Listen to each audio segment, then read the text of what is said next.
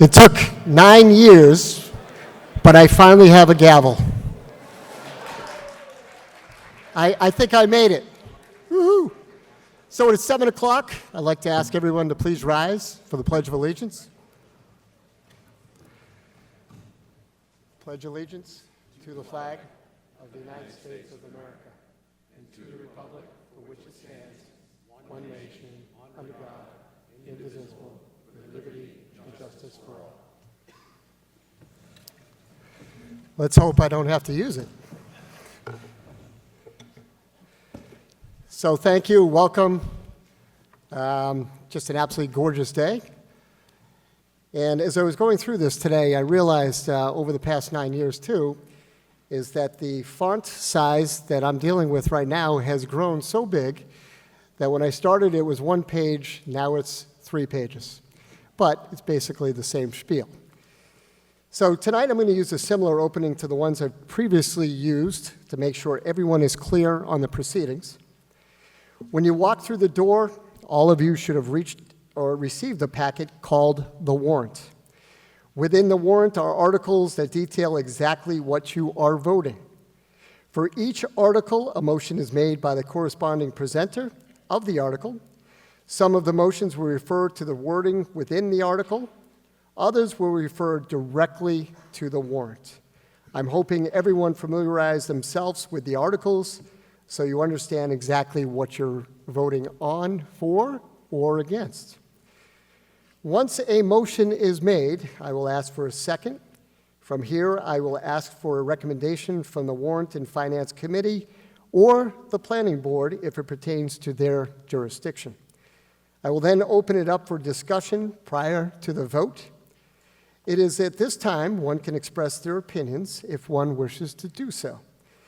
Once the discussion phase is complete, I will call for a voice vote of yay or nay or yes or no. Although I know this meeting was well advertised with mailers, signs, and placards, I'm hoping the townspeople further educated themselves by reviewing the warrant and particular articles by either attending or viewing the various board meetings on the suttonma.org website. I ask that anyone addressing an article for the discussion to please go to the microphone, which is placed, yep, there's Vanna White again. Go ahead, Vanna. Thank you. Please state your name and address for the record. Also, please make sure you speak directly into the microphone and try not to turn your head when addressing the group so everyone can clearly hear you. I will insist that everyone use the microphone as opposed to expressing yourself from your seat. A reminder that this meeting is taped and will be shown in the future on the town's website I referred to earlier. I will limit debate on any article by an individual to 3 minutes during the discussion phase. I think we have learned over the years that 3 minutes is long enough to express your like or dislike of an article.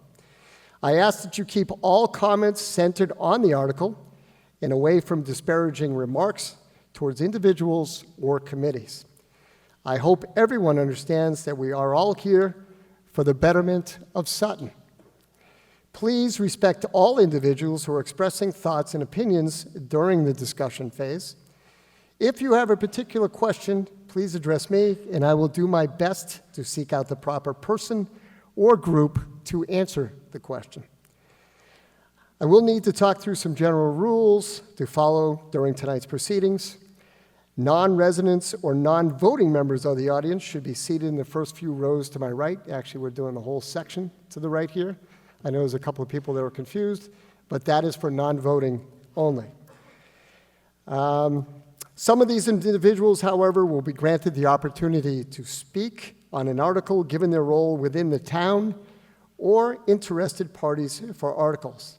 They will need to be recognized by the moderator prior to speaking. For the record, the town of Sutton has adopted Chapter 39, Section 15 of the general laws, requiring a 2/3 vote by statute for those motions needing a 2/3 vote. The vote need not be counted unless the reported results of the vote are immediately questioned by 7 or more registered voters in attendance at this meeting. If questioned or a two-thirds vote is not clear, I will call for a hand vote with the appointment of tellers who will be sworn in by the town clerk. I will dispense with the reading of the warrant. The town clerk will note the return of the warrant was properly posted and properly returned. Thank you, Laura. And with that, we'll now move on to Article 1, sponsored by the Select Board. Mr. Moderator. Our first technical problem. Mr. Moderator, I move that the town vote to amend the vote taken on Article 6 of the May 13th, 2024 annual town meeting by adjusting the line items as printed in the warrant. Do we have a second? I'll second that. Thank you. Finance Committee, your recommendation? Mr. Moderator, the Finance and Warrant Advisory Committee voted 6-0 to recommend passage of this article. This is to transfer and to reconcile accounts. It's now open for discussion. Seeing none, all those in favor of Article 1, please signify by saying aye. Aye. Any opposed? Article 1 passes by unanimous vote. Article 2. Mr. Moderator, I'd like to move that the town vote to transfer $400,000 from free cash to the other post-employment benefits, OPEB, expense account. Second, please. Second. Thank you. Finance and Warrant Advisory Committee, your recommendation? Mr. Moderator, the Finance and Warrant Advisory Committee voted 5-0-1 to recommend passage of this article. This is the annual funding of the OPEB account. The one abstention is a member of this board who serves in an advisory capacity on the OPEB account. Thank you for that. It's now open for discussion. Seeing none, all those in favor of Article 2, please signify by saying aye. Aye. Are there any opposed? Article 2 passes by unanimous vote. Article 3. Mr. Moderator, I move that the town vote to transfer $100,000 from free cash to the Health Insurance Stabilization Fund. I'll second that. Thank you. FinCom, your recommendation? Mr. Moderator, the Finance and Warrant Advisory Committee voted 5-0-1 to recommend passage of this article. This fully funds the stabilization account, and again, the abstention was one of our members serves in an advisory capacity on the Insurance Stabilization Account Fund. Thank you again. It is now open for discussion. Seeing none, all those in favor of Article 3, please signify by saying aye. Aye. Any opposed? Article 3 passes by unanimous vote. Article 4. Mr. Moderator, I move that the town vote to transfer $93,000 from free cash to the FY 2025 town manager's salary account to fund sick leave and vacation payments due to the town manager upon retirement. Second that. Thank you. Finance and Warrant Advisory Committee. Mr. Moderator, the Finance and Warrant Advisory Committee voted 6-0 to recommend passage of this article. As stated, this funds a contractual agreement. It's now open for discussion.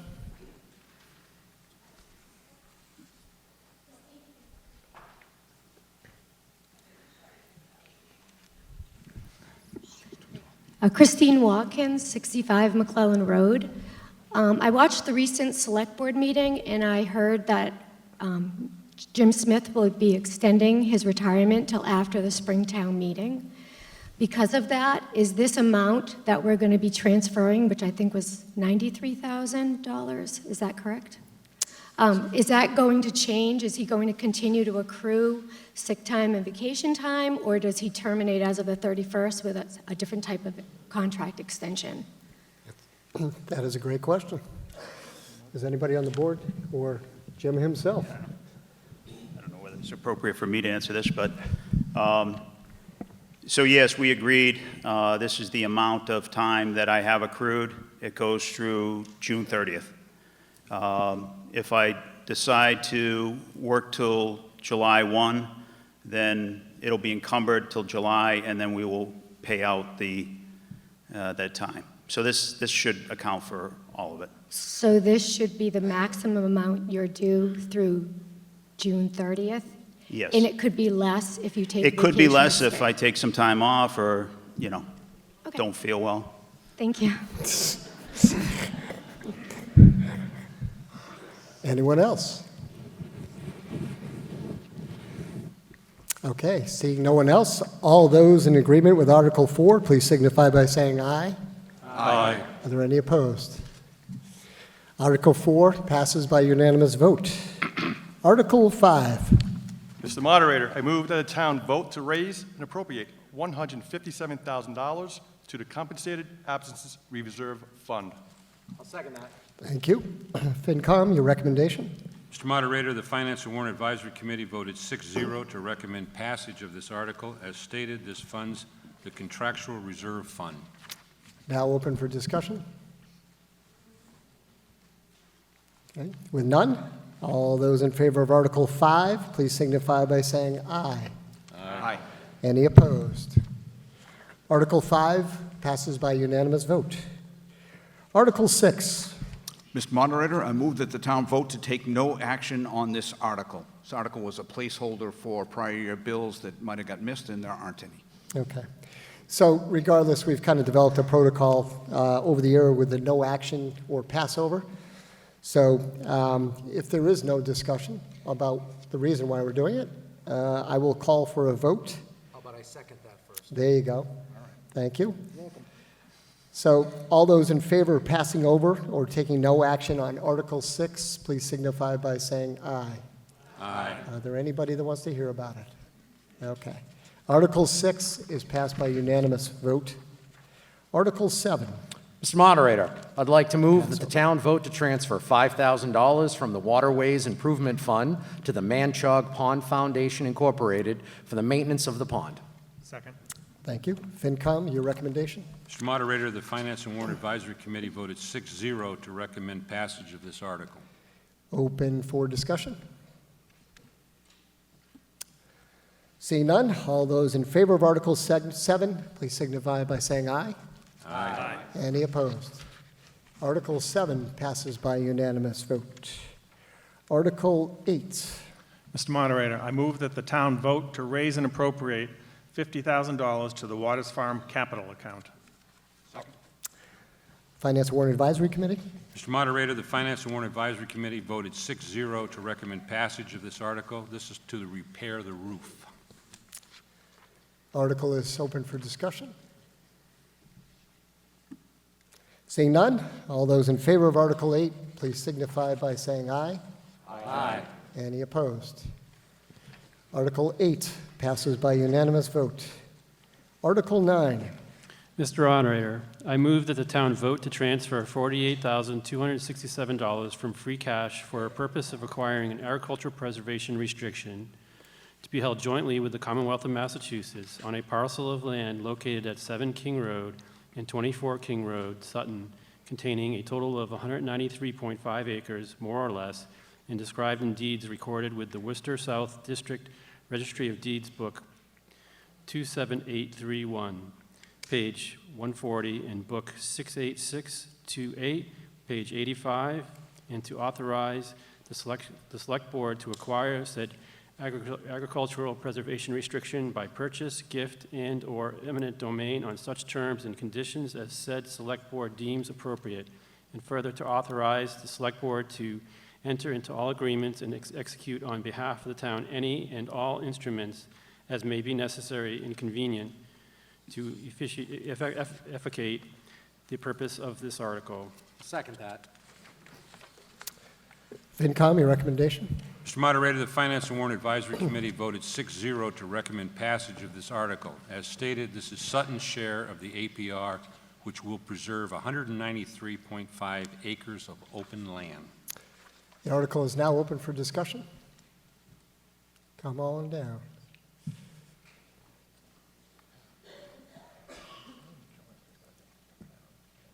Hi there, my name is Brittany. I am the owner of 21 King Road. If you could speak right into the microphone. Oh, sure thing. There you go. Better? So my Yep. name's Brittany. I'm the owner of 21 King Road. I am Sharon Kent's granddaughter. My intention was to come here and plead with the town to not approve Article 9 and to give the history of this family and the farm out of how it's been keeping it out of interfering agencies for over 300 years. However, watching our town manager's take on this, I have changed my tune. I would like to bring light to the fact that there was a lie told by Sharon on 9/14/2022 with the APR. She stated she has no heirs. I am one living. I would like to bring light to the fact that this lie will not only affect my life, it will affect my children, my grandchildren.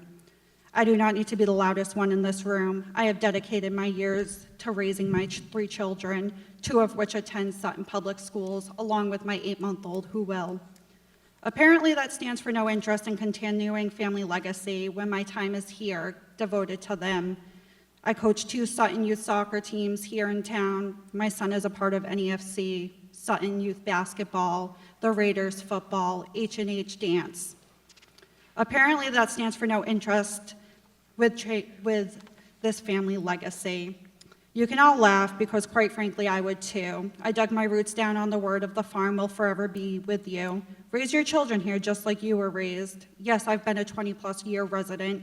Meanwhile, for the last 2 years, I've been told lies, spoken to and about as if I was nothing, and fighting a battle I wasn't even aware I was fighting, blindly to this all going down behind my back. I built a career along with my mother to ensure that we can have the financial stability to keep this farm alive when it's our time to do so. Apparently that's selfish. I guess Williams wishes, the previous owner of this farm, of keeping this farm out of APR and 100% in family name isn't being kept because it's a nice award for this town to showcase in their cabinet. I'm glad his children sitting here before you fought so hard only to turn around and do exactly what they fought hard against. I'm glad the town's putting forth the money for this. Great way to use of funds. I'm sure you can recover some funds with machinery on the farm. Be sure to wear your sneakers. I'm glad it will no longer be my tax money supporting you. 21 King Road is up for sale. Given all of this, should the people in this town see, it doesn't change my mind that when Sharon is no longer with us, my intentions are to continue the legacy of this farm and continue to farm it as wished upon. A will in place that states land is only to ever remain in blood family name and never developed on must carry through each heirs. That was my intent. It meant nothing. What means the most is her financial scapegoat is from this to continue to provide a life and the financial well-being for Glenn. I'm an active granddaughter, second to being a mother, lost a job over caring for her countless times. Between myself and my mother, we have offered to buy her out of the Clark Reservoir issues and to continue to fund whatever she needs to keep this farm going. Please allow me the chance to farm this land as intended. You're not even giving me a shot. I would like to keep it solely in family name. Yes, the APR is great. It worked wonders for Whittier. However, this farm is not that. I move for an indefinite petition to postpone until all facts are confirmed. Thank you.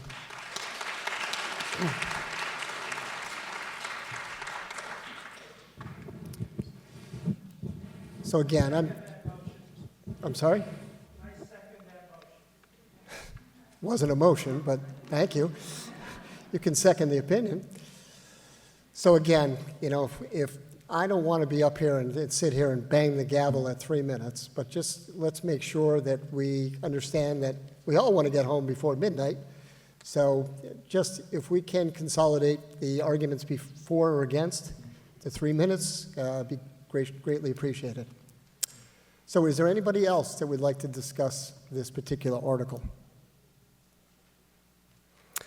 Now, this vote is going to require 2/3 majority. So all those in favor of passing Article 9, please signify by saying aye. Aye. Any opposed? No. I declare that it passes by the required 2/3 vote. On to Article 10. You can have 7 people, if you want to, question it, and we can put it to a hand vote. That's fine. Can't move the question, you just need, okay? So what you can do at this point, if there are 7 people who would raise their hand in saying it was not a 2/3 vote, we will put it to a hand vote. So I think we have 7 people, and we're going to have to take the time to get tellers in place. to make sure that we are going to get this right, okay? So at this time, I'm going to ask Laura if she can appoint tellers for each section, and then we will have a hand vote, and then we will make it official one way or another. This is the only way to keep it fair, okay? Because I know some people like to yell louder than others. So if you'll give us a few moments before that to happen, we will get through this.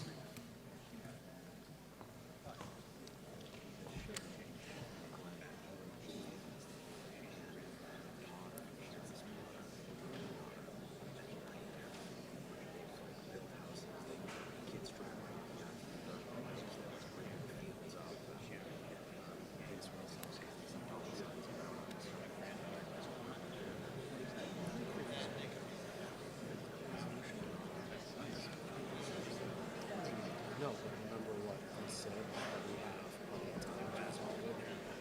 It's not contingent on this because we have to see if we can bring it.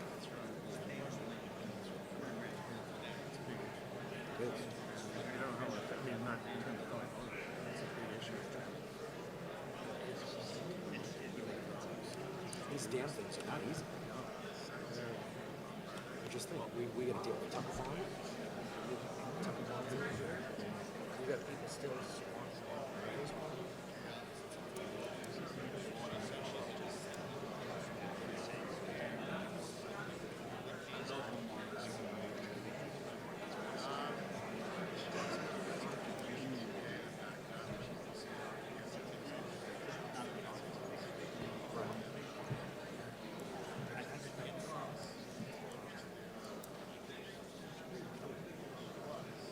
Yeah, that person.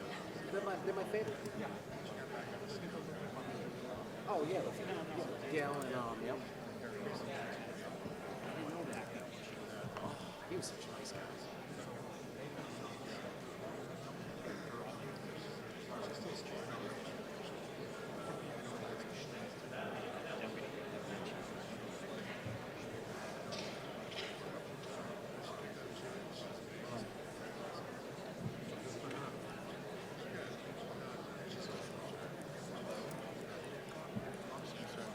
That's the reason why they're doing exactly what they're doing. Because they know. Plenty of conversations.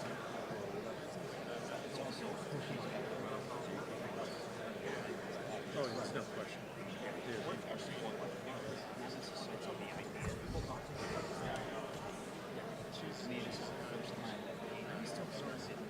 I know, that'd be crazy.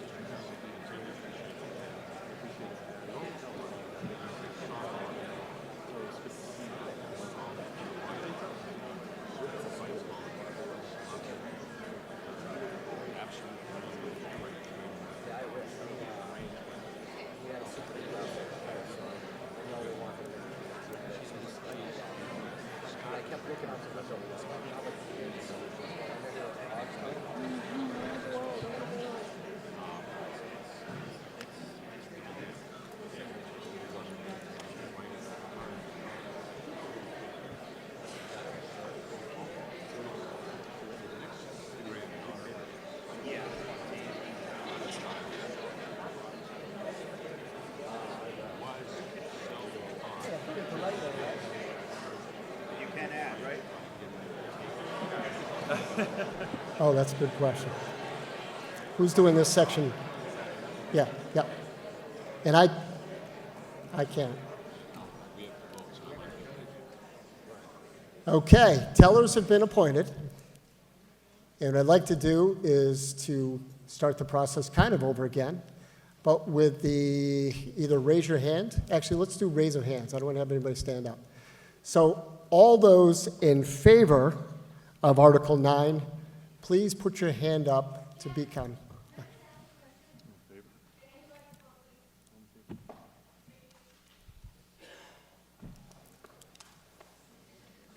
I'm sitting next to people who have no idea what this is about, and they don't understand how much money and how much the whole APR is, in which Christine, department. I can't sit here and explain the entire thing to people. So which board was the one, who was this put on by, the select board? So is there someone on the select board that could just, in a nutshell, kind of explain what the APR is, and that the $60,000 that we're putting aside is just the town share from the whole state, just so someone can understand what they're voting on? There's a lot of people that don't understand what this even is, and how that the ownership isn't lost for the family. It's just the right to develop the land. So we can do that, Okay. okay, quickly. All right? Anybody on the Board of Selectmen would like to explain it, please? Good evening, everyone. How you doing? All right, just to make it real simple, I think all of us here, at least most of us here, understand the importance of agriculture to the town of Sutton, correct? And obviously we know over the years, many once prominent family farms have been sold and have been redeveloped into housing. And that's not necessarily a bad thing. But with this, we have a situation, we have an opportunity to preserve one of the oldest continually family-run farms in the Commonwealth of Massachusetts by putting a permanent restriction on it, so that way the land itself, the parcel that is designated for farming, will be protected by the state in perpetuity and will always be required to be used as ag land. And what is sold is the right to farm the ag land. So what we're looking to do is we're looking to lock it in, so it will always be a farm. But then someone can come in and they can pay the kings the money, the right to use the farmland. So it will always be farmland, but revenue would be generated for the family. So this is a way to preserve this as open space, as farmable space, until the cows come home, no pun intended. He meant you, Norma. There you You're go. welcome. Okay. Yes. It's actually 48, is it 48,000 or 60? 48,000. $267. So the state will come, in and they will add money as well, but this is just the town portion. And FYI, just as a point of order, I would like to remind the community how many other families that the town has stepped forward to do the same things for. You know, we've helped the Whittiers out. We've helped out the Stevens. We've helped out Keown's. So this is something that we've done because we as a community has long been committed to our farming past.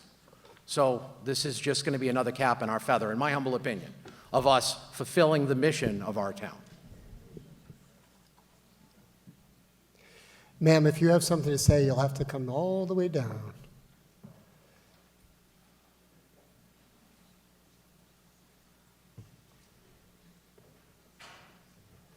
Linda Burnett, Mendon Road. I just want to ask, is the $48,267, is that for the whole 193.5 acres to stay a farm? That is our portion, Yeah, that's the town's portion. correct.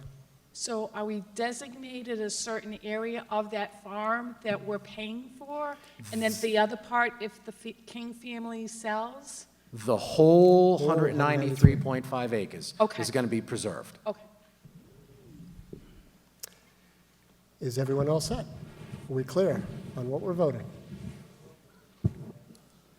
Okay, so let's try this again. All those in favor of Article 9, please raise your hand.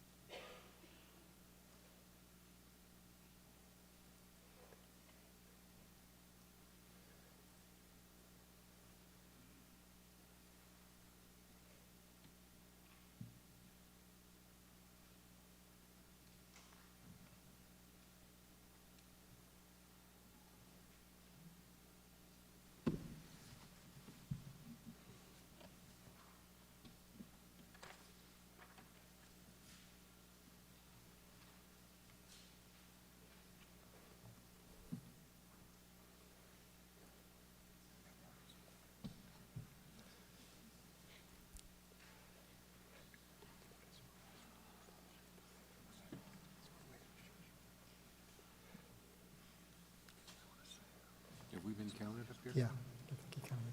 Okay. Was that side been counted? Are the tellers all set on the yes vote?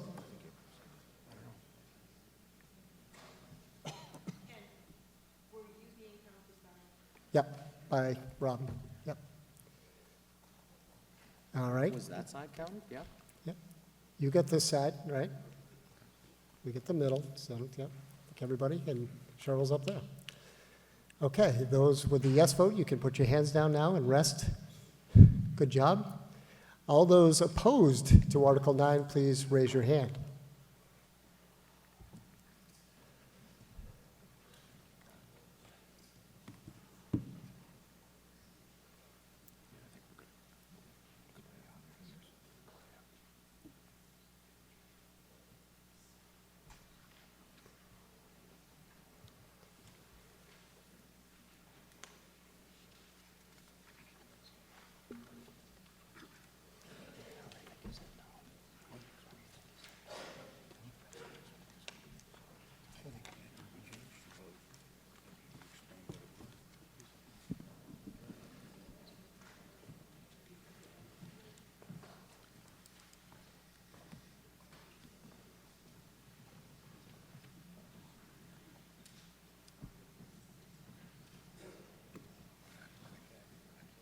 Yeah, yeah.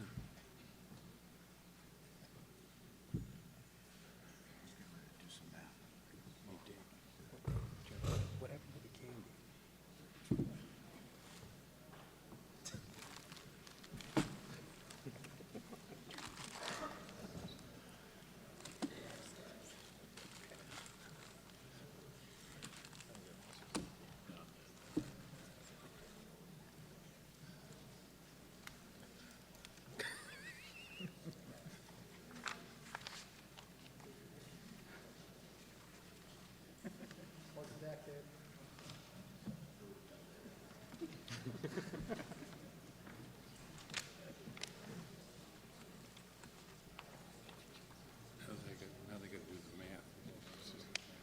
Hey, sir.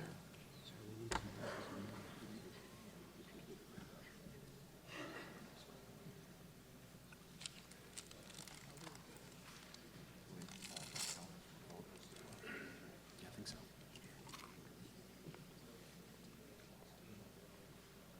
Yeah.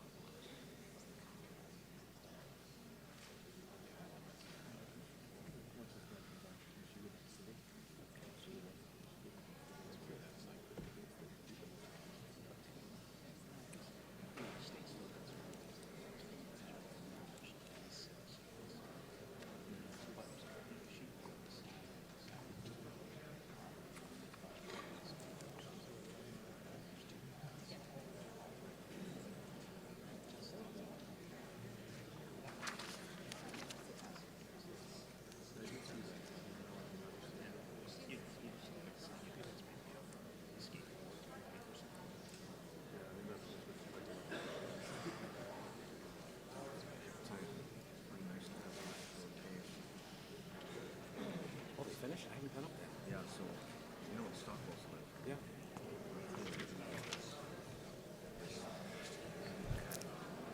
Well, one thing we've learned that I know how to keep people quiet, we'll just put it to a vote. So it came back with 189 for Article 9 and 31 against. So I declare that Article 9 does indeed pass by the required two-thirds vote.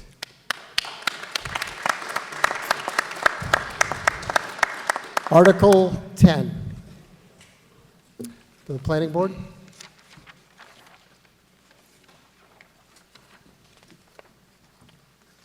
Hi, Mr. Moderator. This is Michael Gagan, 8 Fox Run Road, also a member of the Planning Board.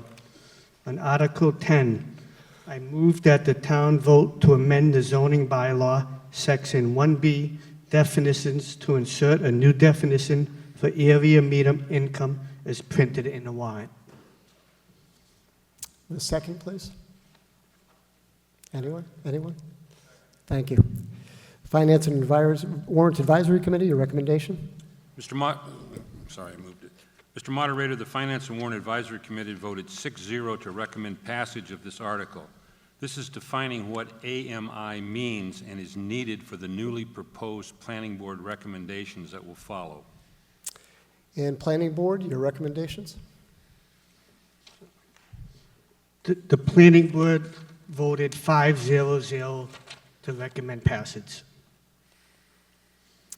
Do you want to read the commentary part, just so we can, just to make sure? The Planning Board voted to recommend this town meeting approve this article 5-0-0. The term is used in the next several proposed bylaw changes and is not a term with which most people are familiar. Thank you. Which is the area medium income, AMI. Thank you for that clarification. It's now open for discussion. Seeing one.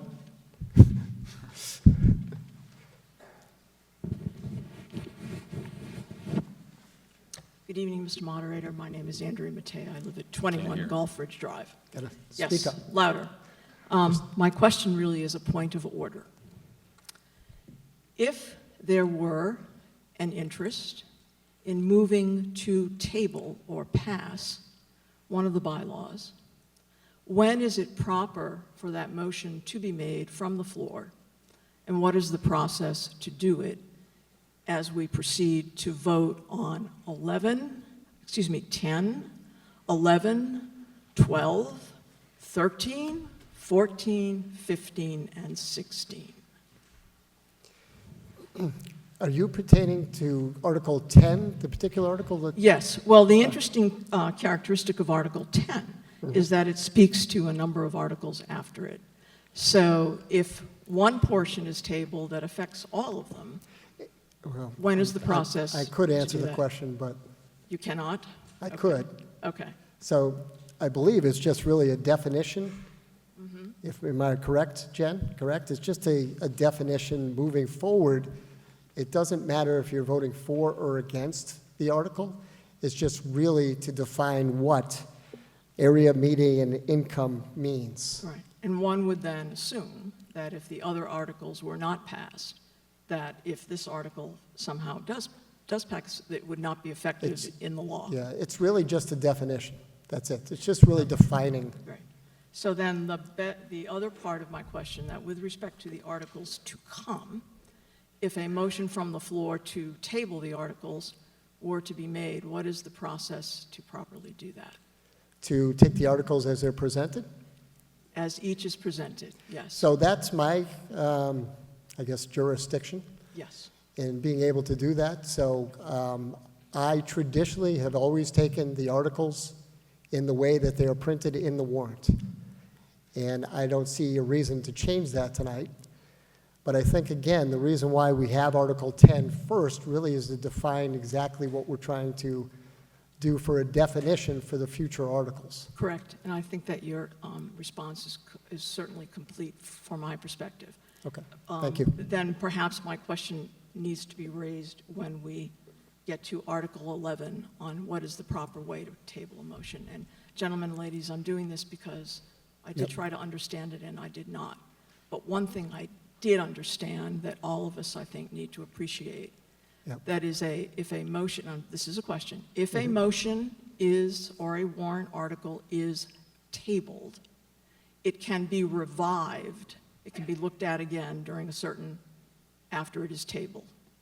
But if a warrant article is rejected, it is rejected and not capable of being reviewed for a 2-year period.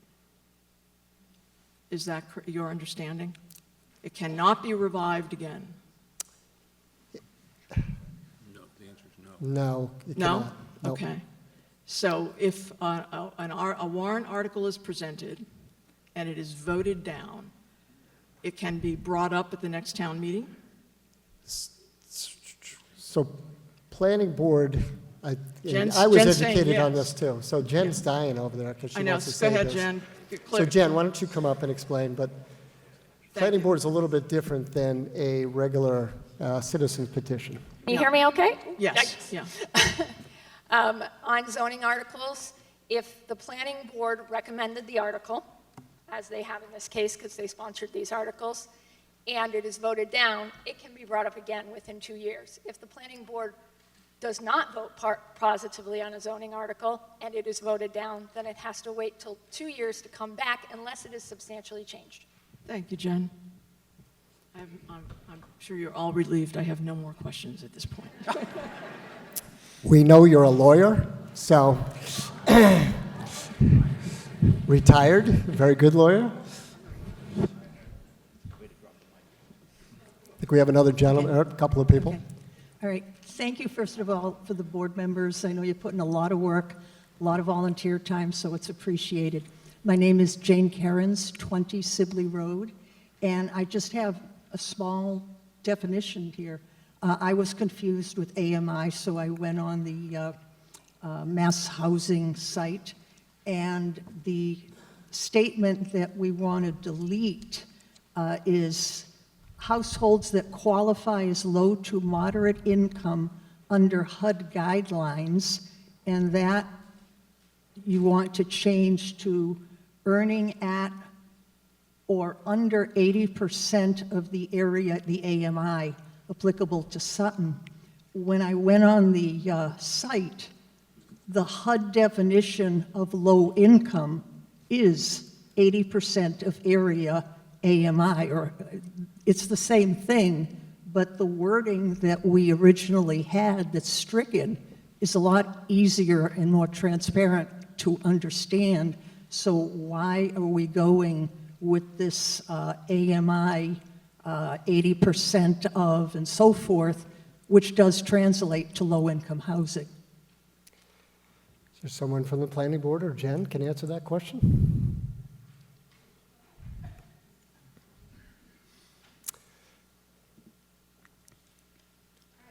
And if, Jen, I don't think you introduced yourself to all the people that I am Jen trying to figure out who you Hager. are. I'm the town's Community Development Director.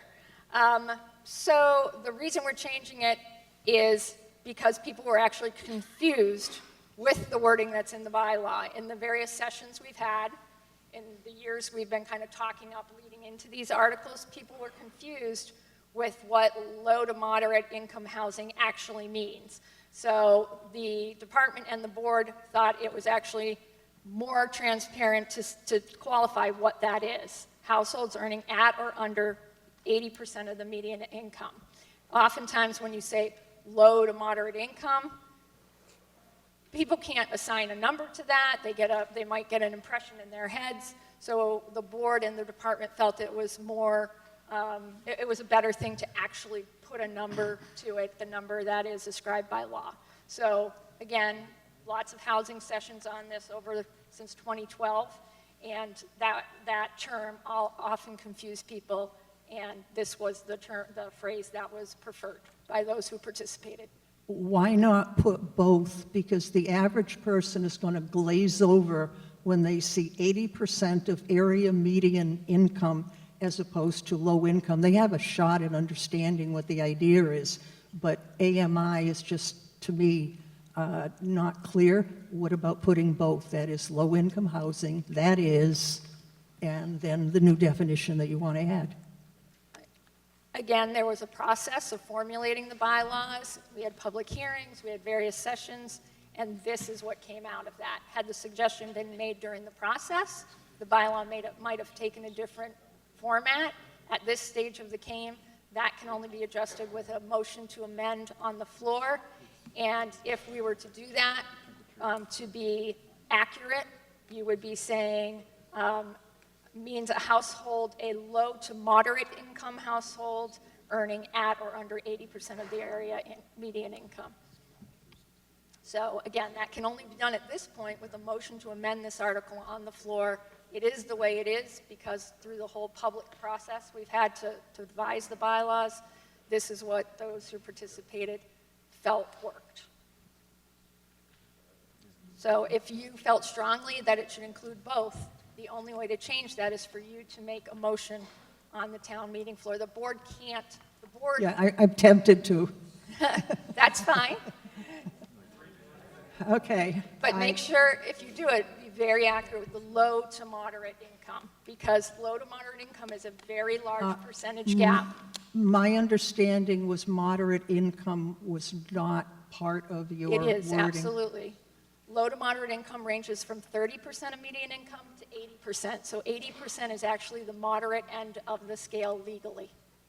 60 to 80 is moderate income. 30 to 60 is low income. This is moderate income.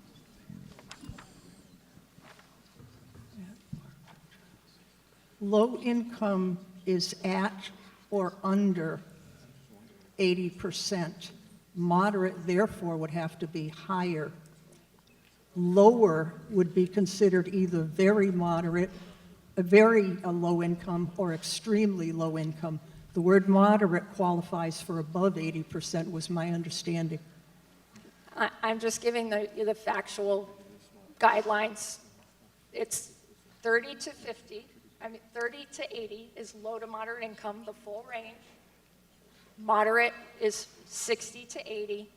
Low is 30 to 60. Below 30 is, I don't know what the word is, excessively low. Extremely low. Yeah. So there's extremely low, then there's low, and then there's moderate. So in Sutton, we stay with moderate. I know it's confusing. That's why we had a lot of public sessions on it. I just looked this up today, and I looked at the mass housing, and I did copy down the lettering, and they did say at or under. So I make a motion to change the suggestion that we strike that qualify as low to moderate income under HUD guidelines, unstrike it,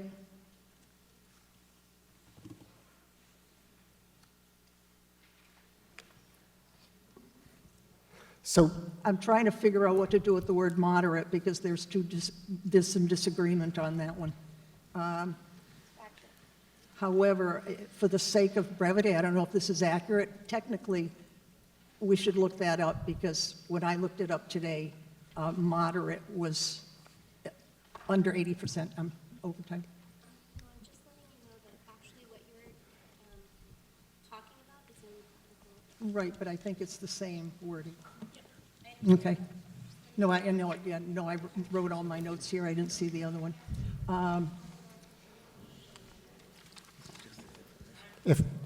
if we could have other people, there's a group behind you, to speak, if we could let them have their say. All right, and to unstrike the stricken part and include that is. So you can make an amendment. Oh, you're on the wrong article. It's the same No, wording. I'm sorry. That qualifies Thank as you. low to moderate income under HUD guidelines, earning at or under, it's the same. But the one we are voting on right now is Article Okay, 10. Then I moved. Oh, all right. I don't know if you want to shelve my conversation to the next article. Okay, thank you.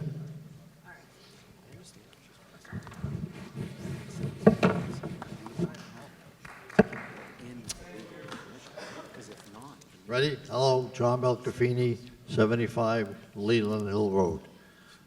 I never heard the term area median income, and I'm just sorry, I don't understand the word medium. Somebody just explain the whole thing. What does it mean? And forget about the 80% or whatever it is. What does area median income mean? So I believe what it's doing is it's categorizing those percentages to define exactly who is under those particular numbers. No, Okay. you're still not. What does the term mean? Not what it Oh, I see. does. That's your department on that one. sorry, I only went to high No, school. that's fine, Mr. I only Belkafini. went to high school. Okay, so area median income, per the definition, I'll give you what it says, and then I'll try to, make it easier. An area median income is the midpoint of a specific area's income. So Sutton, for affordability, is part of a group of, defined by the state of similar communities. There was not a map, but I did track down the towns, and there's probably, it looks like more than 24 towns in this category. Towns like Douglas, North Brookfield, Grafton, Uxbridge, Webster, those are some of the towns that are grouped in with Sutton. So the area median income is census data, you give income information. The median income is basically at the midpoint, so where X people are below, or half people are below, half people are above the median. So in the case of Sutton, the area we are in, the actual number, right now it's recalculated every single year because stuff changes every single year. It's at $117,300 in 2024. So in this case, per the information you should have in your town meeting packets, you can actually see this year's chart of what that means. In order for you to qualify for affordability in the year 2024, 2 parents, 2 kids in a household, so a 4-person household, that household would need to be making about $97,800 or less to qualify for affordable housing. At the top end, that's 80%. Some places qualify, depending on who lives in their community, will shoot for 60%. So some will shoot for 50% or 30%. So again, affordability is specific to each community. So like affordable housing in Holyoke is going to be at a very different percentage than affordable housing in Sutton. And it's actually determined by each community. And 80 is as high as you can go in affordability, and that's where we are in Sutton. That's where it's 80% or below. So people can make less than that, but when we work with 40B developers, that's what we want them to target, is 80% or below. Okay. So it's the halfway point on the income in the community that are the group that we're a part of. I guess my main thing is, you're telling me everything around it, but what does median, M-E-D-I-A-N, Midpoint. What It's does the it mean? midpoint. So Joe Middle. makes Middle. $20, Bill makes $1 million, Okay. Well, why doesn't it say middle? right in the middle. Why doesn't it say why doesn't it say minimum? It's a cuter word for median. All right. I just noticed on this last page. Think about driving down the street. What's in the middle of the road? A median. As opposed to Divides it in half. Okay, making fun of me now. Huh? There you go. That's because we're both from Sutton. Okay. I just noticed, we haven't got to it, but this page here, on the last page, the bottom figures are like blanked out. Should they be? I can't read them. They're what? Redacted. They're what, redacted?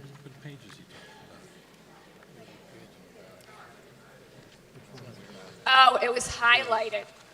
If you want, I can read those to you, so you know what they are. No, I But- don't know. but It's a highlight. It's not redacted. That's a highlight? Yeah, Well, so shouldn't a it's- highlight show what's underneath it? Well, I unfortunately, can tell whoever you did the what the copying. first 4 say if you would like. All right. All right, thank you. All right, let's move on here. Hey, they're all good questions. They really are. So thank you. We want to get this right. Yep. Good evening. My name is Ronald Spokus. I live at 192 Menden Road here in town. And I think what's confusing me a little bit when we talk about affordable housing, the words at or under 80%. So to me, let's say the median income was $100,000, 10% of that tells me, according to that language, that person would qualify. So I need some clarification on that over and under 80%. 10% is under 80%, 30% is under 80%, 50% is under 80%. So that is what somebody can help me out on, because I'm not understanding it. Why is it worded like that?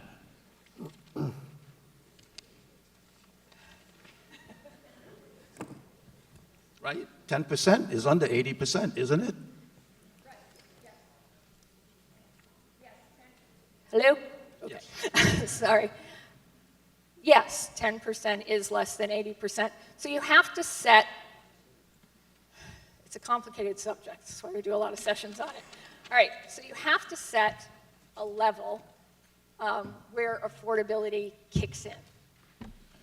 So in Sutton, because we're a community with higher median housing prices, without mass transit, with a different kind of population than other towns, when we talk about affordability and we are trying to meet our housing affordability goals, we set the highest target we can. That's so, right. I understand that. Okay. So somebody who's earning 80% or less could potentially qualify. So that means 10% could qualify. Yeah, somebody who's making 10% could technically qualify. In reality, they could not qualify. Well, I'm giving, I'm not trying to give you a hard time, but I just take exception to the way that's worded. Again, I don't think it's clear. Over and under 80%. Why is it like that, worded that way? It comes straight from state statutes, documents. So we have to bobble our heads and accept it. I think we're moving ahead a little bit. So for definition's sake, okay, because I just talked to town council, if this doesn't get passed, which it's it really... still going to be in the bylaws. It will still be in the bylaws. Yeah. So it would still be If you don't at like the number. definition? Yep, the definition would basically be the same. Yeah, well, it All comes they're up- doing is changing the nomenclature of how it's presented. So if it is voted down, it would still be the same type of percentages. Yeah, because it comes up in some of the other articles, Mr. Correct. Moderator. Yep. Oh, good question. Okay, thank you. Yep. Anyone else?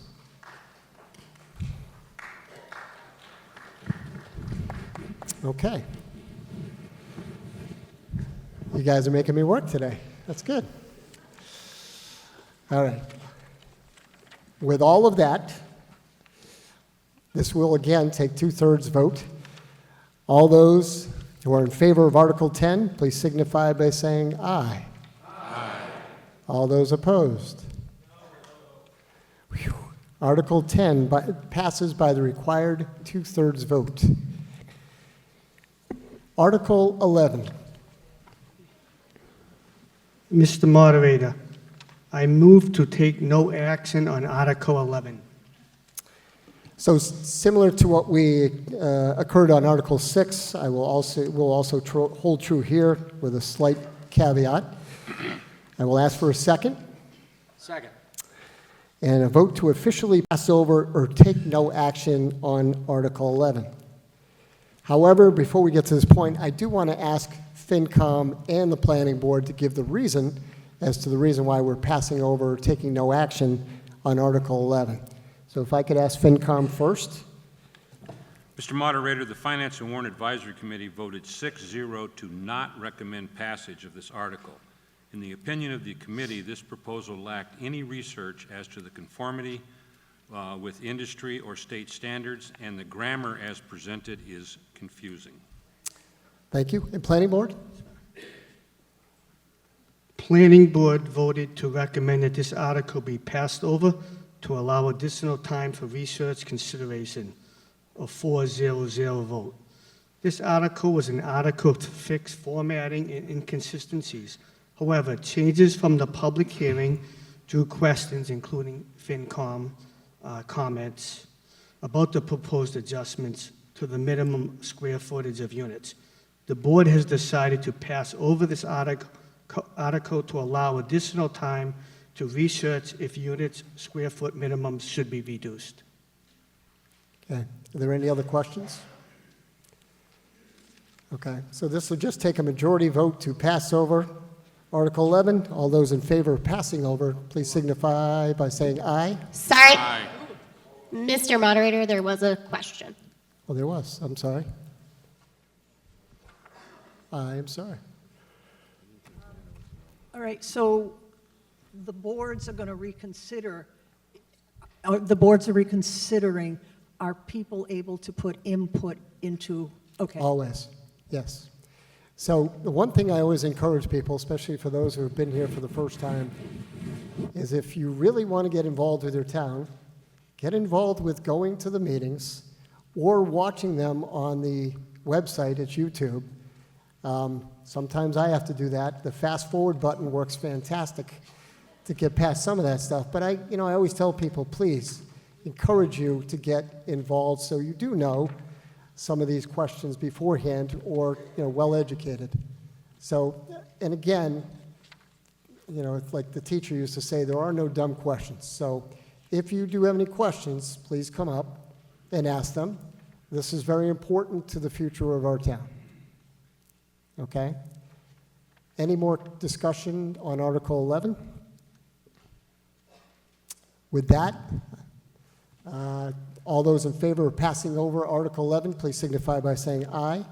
Aye. Are there any opposed? So Article 11 is passed over by unanimous vote. Article 12.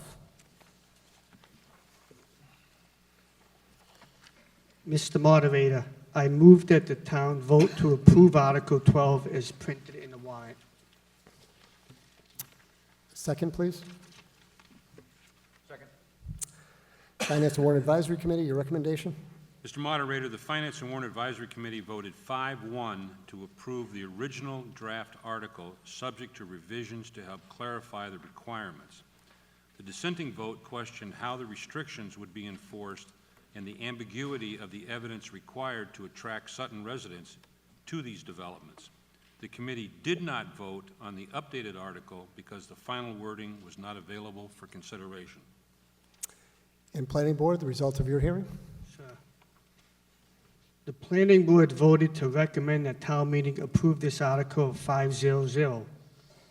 Per the numerous presentations on the subject of housing needs affordability, the Planning Board is trying to address the following issues. 1, 25 to 46% of Sutton residents would qualify for affordable housing based on their income. 2, Sutton lacks housing that is affordable to young people starting out and for many retiree seniors. 3, many people who work in Sutton cannot afford to live here. And 4, at only 1.5%, Sutton needs to make progress towards our 10% affordable housing responsibility to prevent incompatible 40B developments that can override the town. Okay. Article 12 is now open for discussion.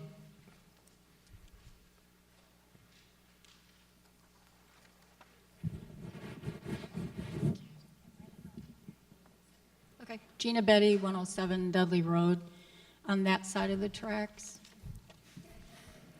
I want to know if Article 12 will increase the density in an already dense part of town by these allowances. I'm going to ask that for all these. If you could speak up, I'm not deaf, but can you ask the question again? I'm sorry. Yeah, my question is whether or not this change in this bylaw will further increase density in a zone that's already the most dense in Sutton. Jen, if you can answer that, please. All right, Article 12, 13, 14, and 15 are all a adjustment to existing forms of housing in the town of Sutton. None of these articles, 12, 13, 14, or 15, create or change the density of any forms of housing that exist in Sutton. Some calls I've been getting in the last 24 hours have been from people who are confused, thinking we're dealing with MBTA zoning and multifamily zoning. We are not addressing that at all at town meeting tonight, at all. Probably at Springtown meeting, but keep an eye on the planning board page and the town's website. So again, Article 12, right now, you can do a single-family subdivision, create a new roadway, new house lots within the town of Sutton. And depending on what district you're in, you have a minimum lot size that changes from district to district. 91.7% of the town is in the rural residential district that, under today's zoning, as we stand here, is about 80,000, it's 80,000 square feet of area and 250 feet of frontage. In the village zoning and in the rural suburban residential zoning, the lot sizes are a little smaller. This bylaw change does not alter that in any way, shape, or form. What this bylaw change does is it says that going forward, when new subdivisions are built, at least, and if there's 5 or more homes in a development, that at least 15% of those homes need to be affordable to those making 80% or less of the median income. So that's the number on the chart, which you cannot read very well, and I'm happy to read I have at least the first 4 on my sheet. So it doesn't change the forms of housing allowed in Sutton, doesn't alter the density in any way, shape, or form. It introduces affordability. And I'm sure the planning board chairman or the other members here can go into that if you want, but basically the board, the department and the board are proposing these articles because they are charged with carrying out goals and objectives that are developed through the master plan process, through housing needs studies, and to address issues that basically come to the front on a daily, weekly basis. So in this case, the articles you see tonight come from the master plan process in 2012. They come from the 2019 housing needs study process. Every household in the town received an invitation to participate in surveys and meetings, and a lot of people chose to do that. And the mandates included providing support for a variety of different housing types, integrating affordable housing throughout our community, moving towards meeting the state's required 10% affordable housing goal, which was formulated in 1969. So that was the master plan. And in the housing needs study, the same kind of things came up, the same kind of goals. So the board, the department are carrying out mandates provided through public processes to which every household's invited, and not everybody participates, but again, you're planning based on what people are telling you they want addressed, and from all the people we hear from in the sessions. So that's kind of where these are coming from. MBTA is a different law. It's complicated. There's lawsuits playing out, so we're not touching that.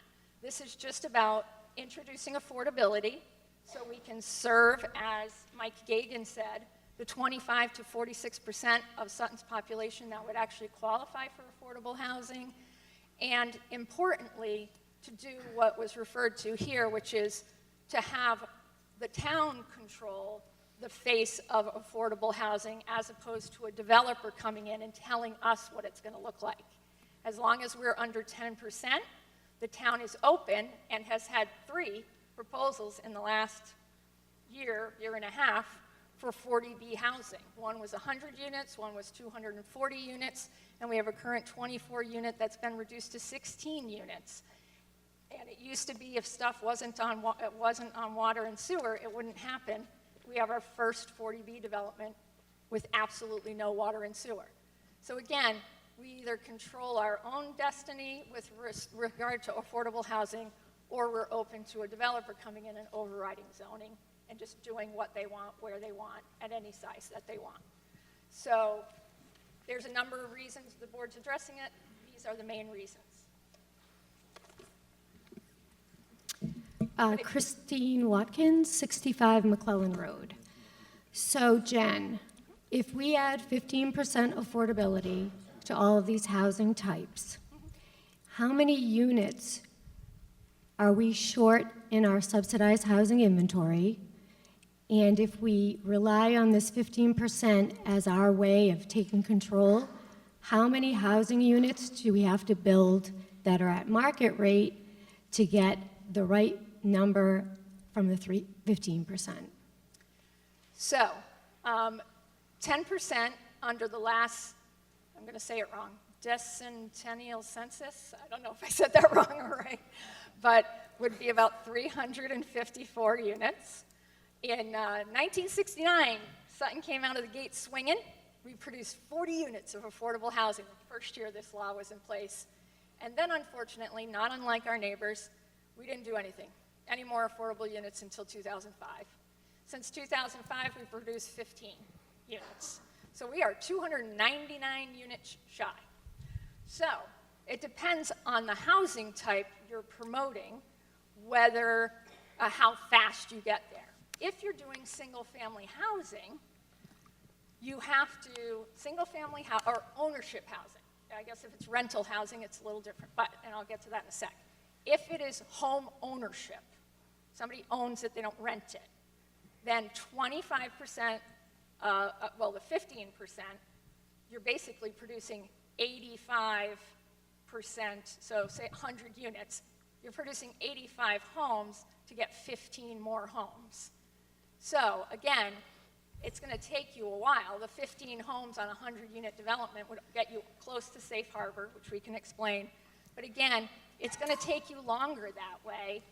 But this responds to the goal of people saying they don't necessarily want to see a big block, like a big block of rental housing or a big block of affordable housing. They just want their regular neighborhoods with affordable units sprinkled in, because under law, they have to be identical on the exterior. We have several neighborhoods in town right now that have affordable units. You cannot tell which units are affordable on the inside. You might on the inside, because they don't have custom hardwood floors and quartz countertops. So we're trying to meet trying to get at the need. Is this the fastest way to get at the need? No, but it's the least impactful way to get at the need. And it's one of the tools we have available to us. Per all the studies that are on the board's website that I know you're really familiar with, there's multi-pronged approaches to get to this. So it's going to take a while to get to it this way, but it provides affordability in all of Sutton's housing types. Because again, there's not one type of housing that everybody wants. You know, somebody might want a 4-bedroom colonial, somebody might want a very small house, somebody might want an apartment, somebody might want a condominium. So this is an attempt to provide affordability in all forms of housing to meet and not restrict people from being able to go after affordability because the kind of housing that they want doesn't have affordability available. So it's a slow climb this way. It's one of many avenues that we'd like to pursue. Does that answer the question, Kristen? It's 2,162. We kind of went in a tangent there, but I Well, think the question was, how many houses are we short? We're short about 300 subsidized housing units based on, let's say, approximately 3,600 total dwelling units in the town. And if we waited to get there on the 15%, it would take us creating 2,142 additional single-family homes. So I have read the master plan. I have read the housing plan. I have attended a Central Mass Regional Planning Commission presentation on cottage housing affordability. I believe that in the planning board meeting, Jen referenced Stowe, Mass. as being a town that has implemented some different ways in taking control of their affordability issue. And a way you can do that is Stowe had town land, they RFP'd out, and they went and found a contractor to develop land on housing on their terms to meet their requirements to keep them in safe harbor, so they were in the driver's seat. So we keep talking about affordability, and where did the 25 to 46% number come from? It came from the pink and yellow tiny postcards we received in the mail in June. And on those postcards, it was really pushing how we wanted to respond to the MBT community new legislation. And that postcard survey had us choosing housing types, it had us choosing areas in town. And it also helped to determine where we were as a community with our ability, with an income source, to pay for our housing costs. Well, Forest Edge in this Wilkinsonville section of Sutton just had an affordable lottery for 2 units. The open applications were due in August, and I believe the lottery was in September for the 2 units. When you look at that requirements to be an applicant, it is not only income-based, it's asset-based, and that includes money in the your bank account, your checking account, your 401k, any land that you have, CDs. So we have not seen that type of a table. So for our community to say 25 to 46% of us would qualify for the affordability units, I don't think many of us would qualify based on the asset level that's required. And in addition, when you do a lottery for affordable units, if you have local preference, meaning you have to live or work in the town, if your town doesn't have a certain minority population, then that group is lumped in with the town preference group. So those are just some different things that I just had some concerns about. Accessory dwelling units, MBTA community, and all of this is coming at us very quickly, and I don't think we should be addressing this all at this time, but we should pause and get a little bit more information. So that's all my comments.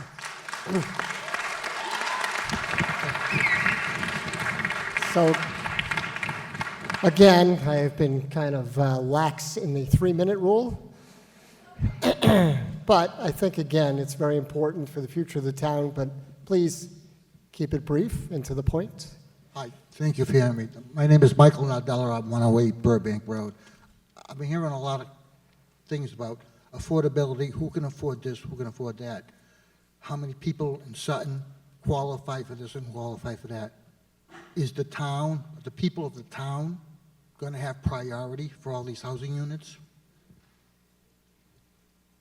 The state allows the town to demonstrate that, the state allows the town to demonstrate how many units should be earmarked or what percentage of affordable units should be earmarked for the local population. So again, The answer is no.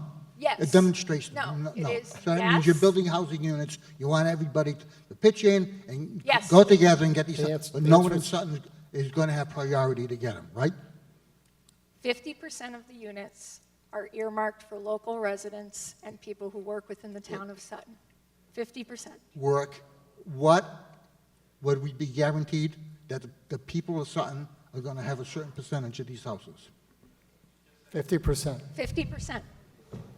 50%. So if a development, say, has 10 affordable units, at least half, at least 5 of those would be earmarked, would have Sutton residents or Sutton people who work would have priority in that part of the lottery.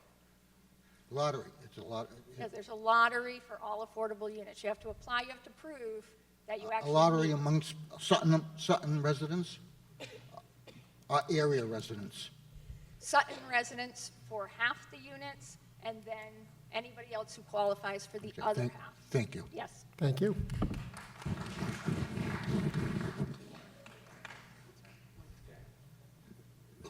Hi.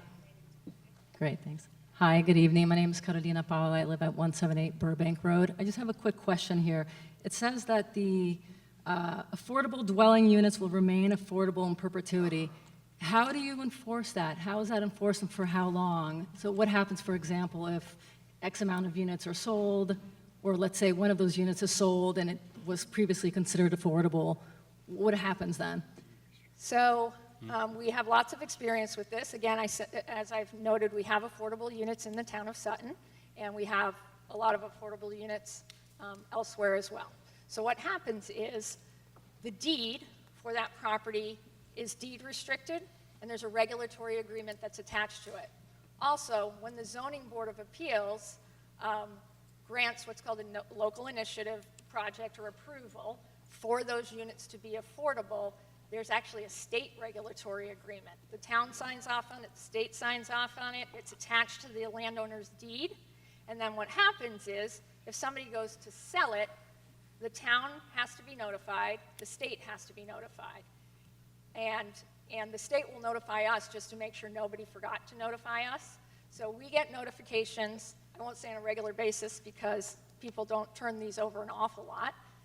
And the town has first right of refusal, so we can purchase the unit if we want to own it and control it, but we're not into the business of owning and renting homes.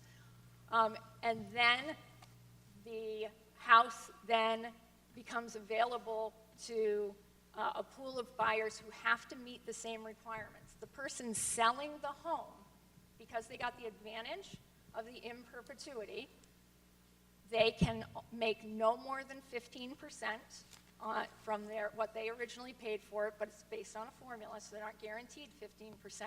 The only thing they're guaranteed is to not lose money on the unit. So they'll never sell it for less than they bought it for, but they may not earn more than 15% on it. So the deed restriction, the regulatory agreement, the assignments with the town, and if there's a local initiative or a comprehensive permit, the conditions of those things all serve to work together to make it permanently affordable so it can't fall off the town's subsidized housing inventory. So that's super important because every time 5 homes are built in the town of Sutton along a roadway or in a new subdivision, you're one more unit behind.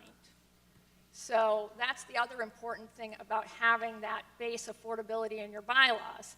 If we had put 10% affordability in our bylaws in 1969 when the law was adopted, obviously we wouldn't be standing here right now. So it's 15 because you're playing catch up. So.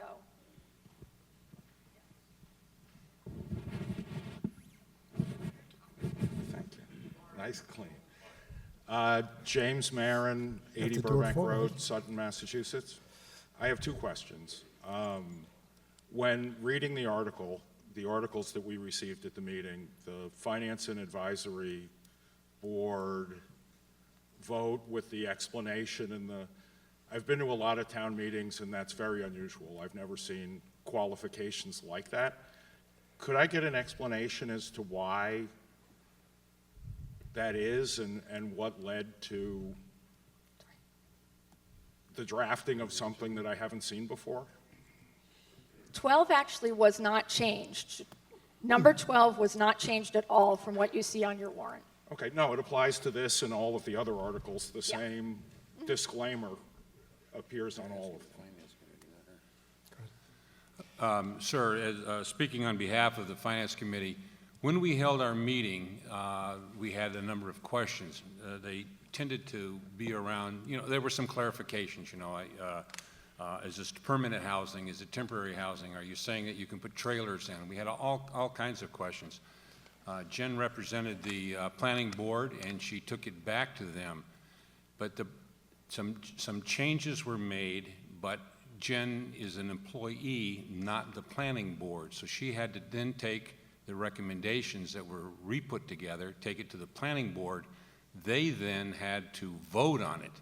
By the time they voted on it, it was too late for the Finance Committee to meet again because our recommendations have to be posted 7 days before the meeting, and there just was not enough time. So that's why we had to put in that how we voted initially, and then to say that whatever is presented here at the town meeting, we didn't have time to see. I hope I'm answering your question. Yeah, it raises concern.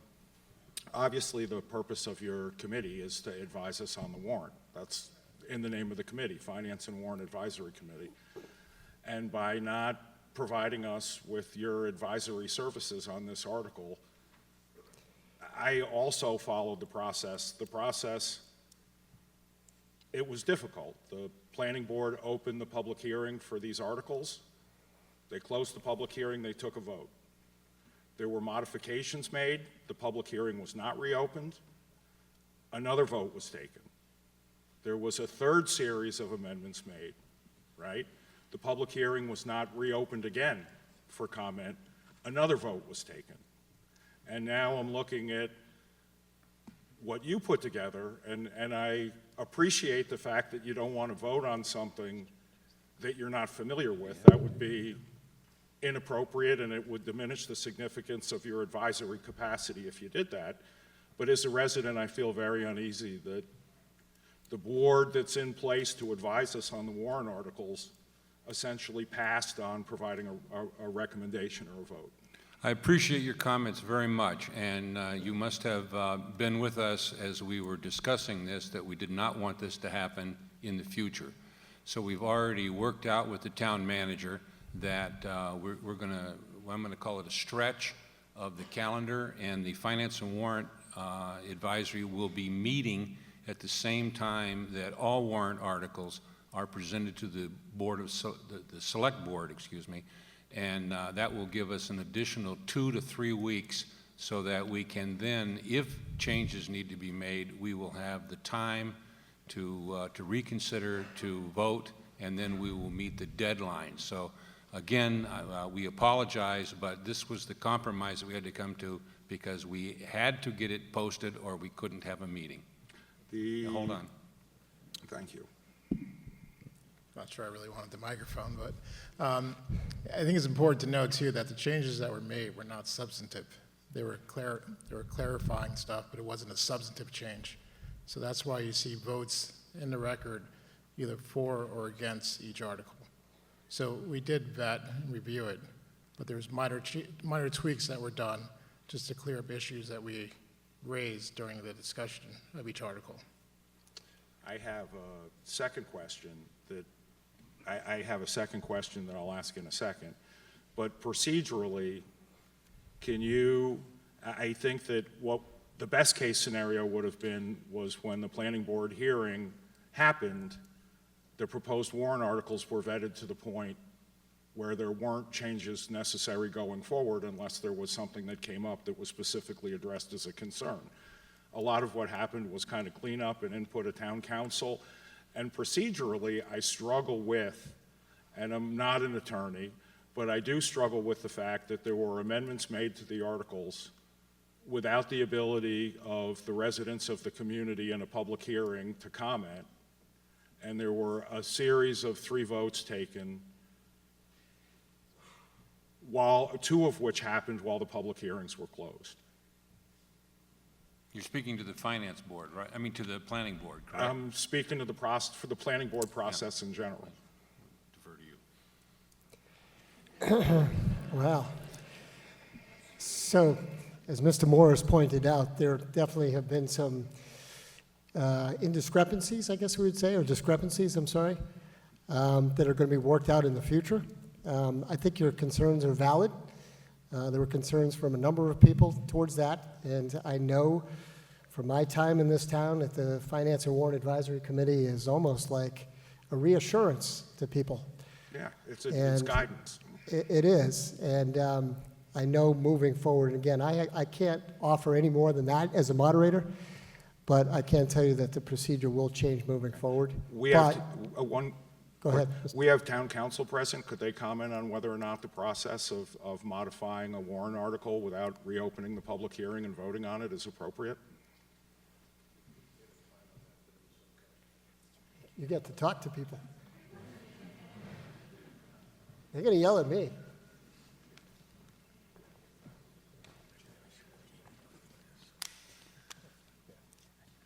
Thank you, Mr. Moderator. Yes, one of the attorneys in my office did look into that process specifically in response to a question from Ms. Hager, and his opinion is that, yes, it was appropriate under the circumstances. Thank you. Okay.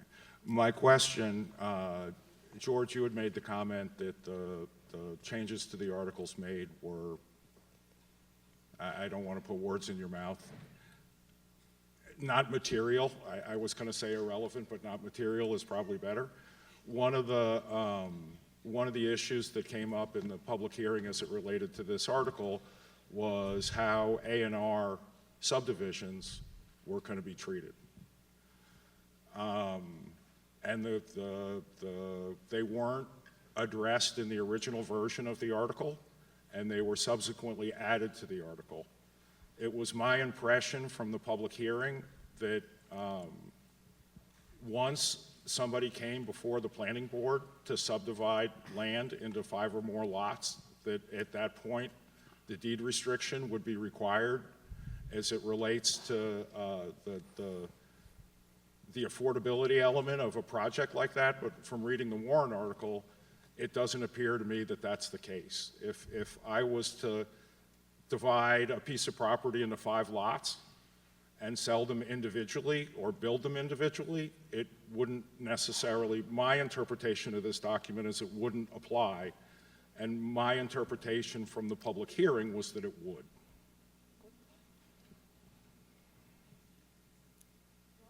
Go ahead. All right, so the version of the bylaw that Finance Committee saw included the revision from the town meeting, or the clarification.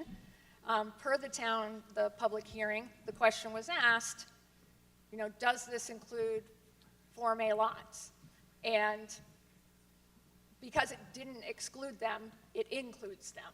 So when the board wanted to specifically say those are included, if you own a piece of land and you divide it into 5 or more lots, then that has to be, one of those 5 lots is going to have to be deed restricted. So basically, when the building permits start going around, it's going to be up to, myself and other staff to make sure that one of those 5 lots is local initiative project deed restricted. So to continue with the same example, I own a piece of land, I subdivide it into 5 lots. At the time I come to the board for the approval of the definitive subdivision, they would require, in connection with the authorization of that subdivision, that one of those lots be put into a deed restriction category. Yeah, it wouldn't be a subdivision plan if you're dividing along an existing road. That would be a Form A plan, but yes, whether it's a subdivision creating a new roadway with 5 lots or division of land on an existing roadway, yes. So even if I sold those 5 lots to 5 different builders, one of them would still need to be built affordable? It goes back to the original owner who has the ability, or the builder, whoever buys it, to divide 5 lots. Now, my recommendation to the board in this case was that we might not want to include that, because all it's going to do for most people is make them take their land and divide it into 4 lots, and a year later, they're going to do 4 more lots. So that's so simply circumvented. So my recommendation was not necessarily to include that, but the board felt strongly, because so many homes in Sutton are developed along existing roadways, that we might not want to exempt that type of development, because then you're missing a whole lot of home construction within the town. So, Mr. Moran, if I could ask, just because you've got a couple of other people that are asking some questions. I'm finished, yeah. Yep. No, considering this, there's a lot of people that have shown up for this meeting tonight, when you start talking about the impact of developments and affordable housing, and I'm lucky enough to have a base understanding of what we're discussing, but I would say a good percentage of the people in this room aren't necessarily as well informed, and the process is scary, right? People don't feel comfortable with the potential of something happening in their neighborhood that's never been contemplated. And before warrant articles are brought to the floor, I think it's important that when they're presented initially, that they're more or less complete, and that going forward, absent a finance and advisory warrant recommendation, they shouldn't be allowed to be on the warrant. That's just the way I feel. Thank you.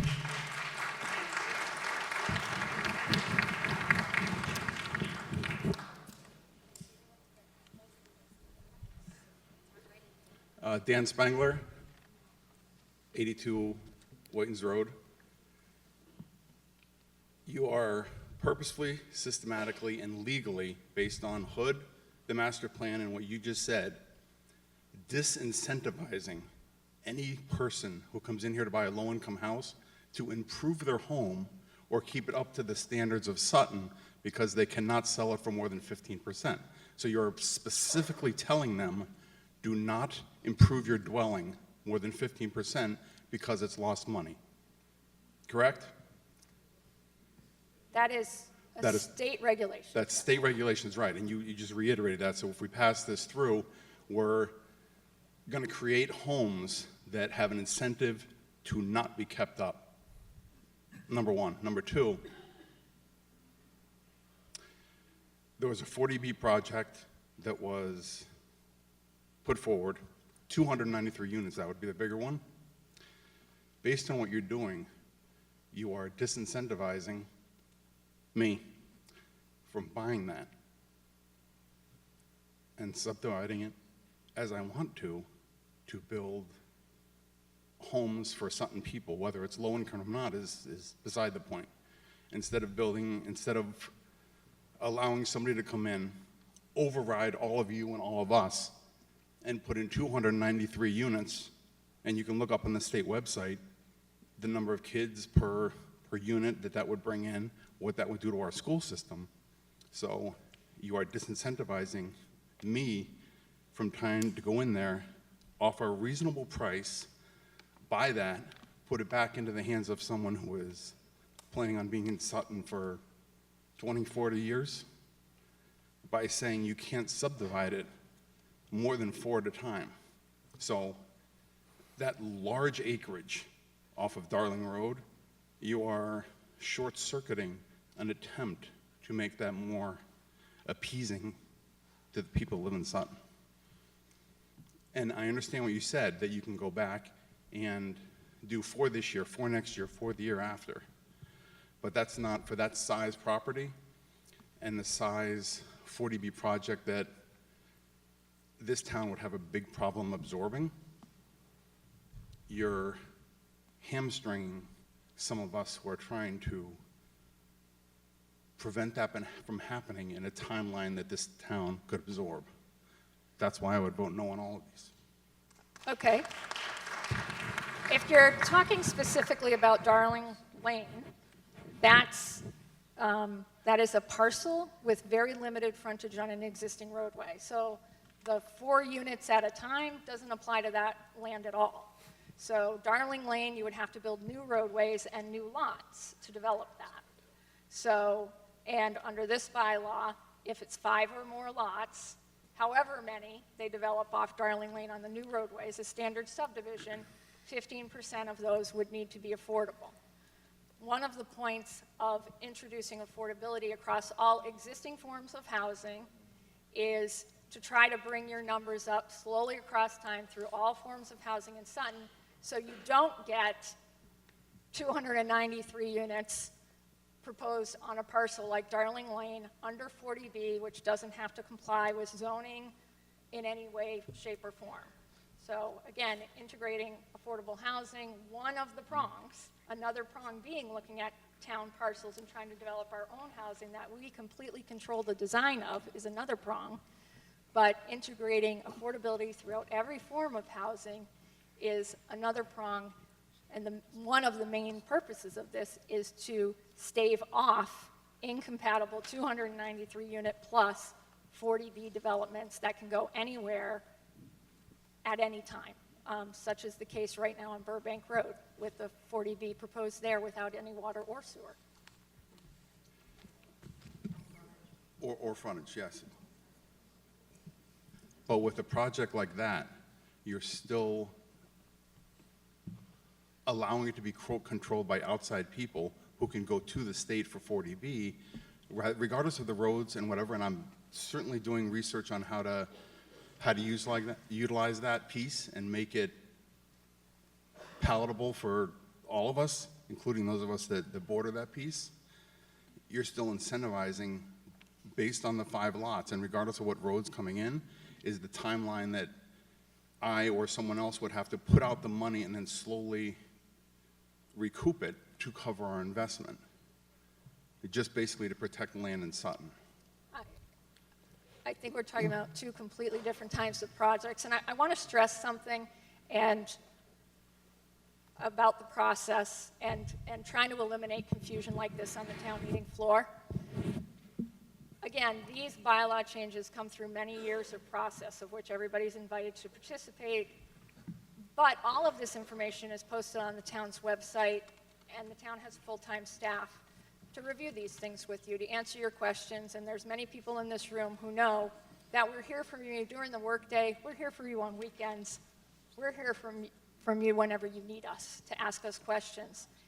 The bylaw process every single year involves posting draft bylaws for fall town meeting in the month of August on the town's website, starting to have discussions about those things. When the bylaws are posted on the town's website, we've actually added a one-click, you can click and add your comments, tell us what you think, so we know we have those comments going into the bylaw formulation process. And ideally, we're getting input, and we do get input from residents kind of throughout the process. These are your bylaws. Ideally, they're formulated by you. By the time we get to the public hearing, you've had at least one version of the bylaws, if not 2 or 3. So the bylaws are out there. They're there for you to review. We want your participation in the bylaws so that coming to the night of town meeting and into Finance Committee hearings and draft warrant reviews, everybody is as informed as they should be or want to be. So I just want to stress that, you know, me as staff, the planning board as volunteers, we're always here to hear your input, and we try to put stuff out there very, very early in the process and ask you, please give us your input. And a lot of people do participate in that, but we could certainly use more because more voices result in less questions on the night of town meeting. So just, that's my ad for that. So I believe we have a question from someone up here on the FinCom. If we go with, Actually, it's not a question, it's more okay, you can do whatever you want.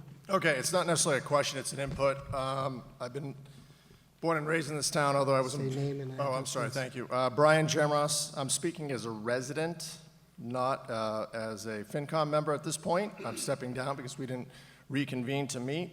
So this is purely as me as a resident. I live at 205 Menden Road. After the last Finance Committee meeting vote on the zoning articles, I realized we need more time to digest, research, and make a clear understanding of any questions or concerns is addressed before recommendations and votes are made. I was never a zoning person. I'm a finance guy. But these articles were very lengthy and a lot of meat to them. One article, the last one on 16, has 5 pages. And I learned a lot about the zoning in the last week and a half. I'm still not an expert, but I'm learning.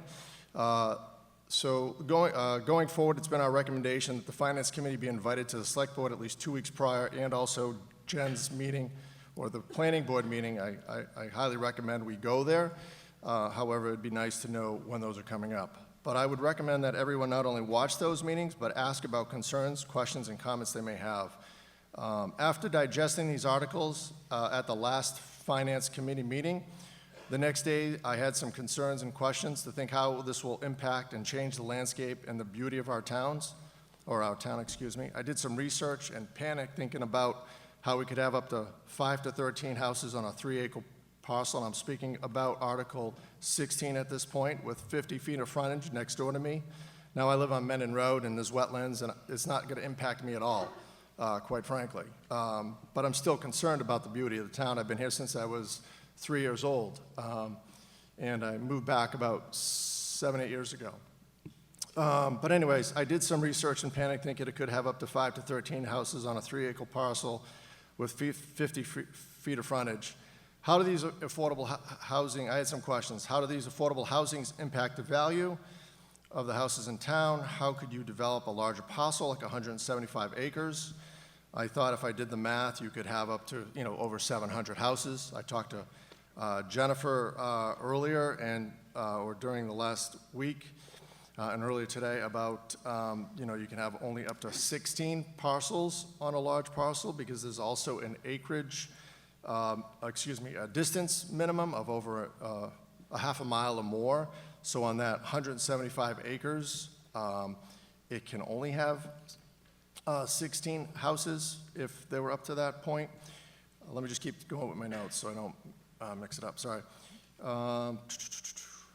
Jen Hager told me that the Article 16 village restrictions no more than 16 units, and they need to be a half a mile apart from each other, which would limit the kind of property to 16 units total. Jen Hager said based on her calculations that there are up to 24 properties that could even have 5 to 16 units in Sutton. She shared with me that a half a mile restriction from Cottage Village to Cottage Village, she said calculated around 16 parcels. My questions, though, still include, and this is after trying to establish my expertise on, which is far from it, on planning. Does the 16 potential cottage locations include vacant property or properties with existing dwellings? I didn't ask her that question. I would want to see a sample cottage community with pictures of potential additions to the town. Maybe they showed it at the planning, and shame on me, I didn't show up to those. I know this has been going on since 2012 that they've been talking about it, but this is the largest change that I've ever seen. So I wasn't even aware of that when I was getting ready to show up at that meeting a week and a half ago.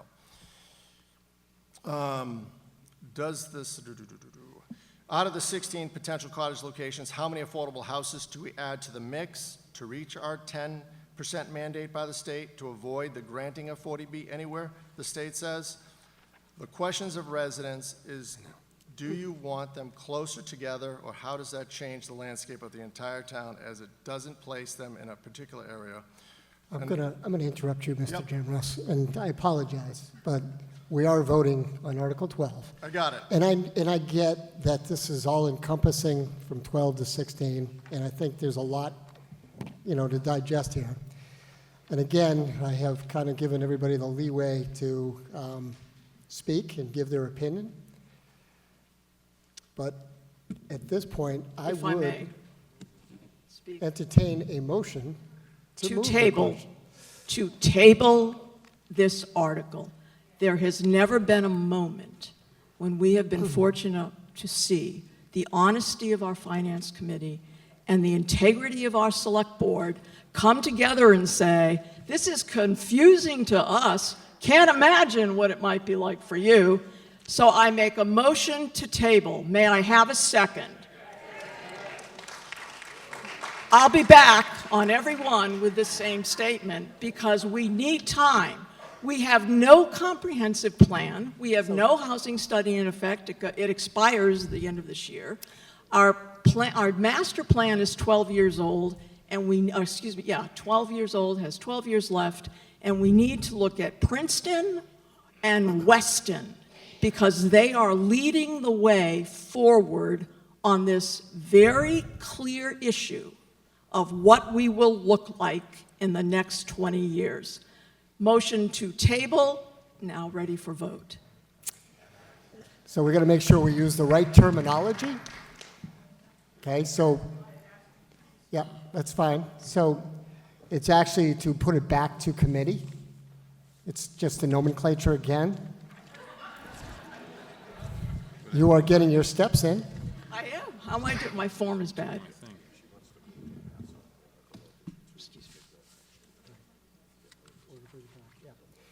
So again, it would be either take no action,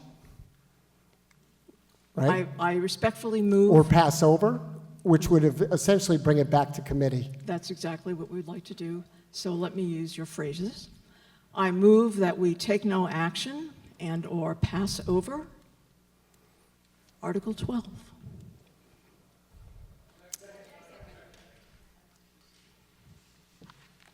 I will still be back. So there is a motion on the floor. So we are going to act on that motion. Two motions. Well, actually, it's all the same motion. Hold on one second. I want to make sure I get the terminology correct.